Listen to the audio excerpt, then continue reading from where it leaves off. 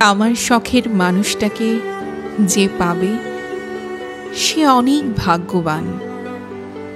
যাকে পাওয়ার জন্য আমি কান্না করতাম, মন খারাপ করতাম, যার সাথে একটু কথা বলার জন্য ছটফট করতাম, একটু দেখার জন্য পাগল হতাম, তাকে কি সুন্দর অন্য একজন সহজেই পেয়ে যাবে।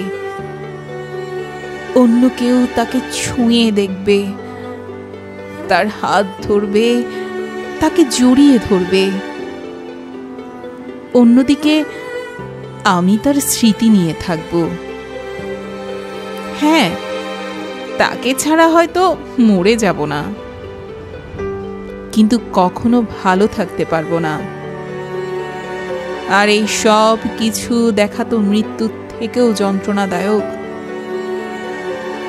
সরি, পারলে ক্ষমা করে দিও।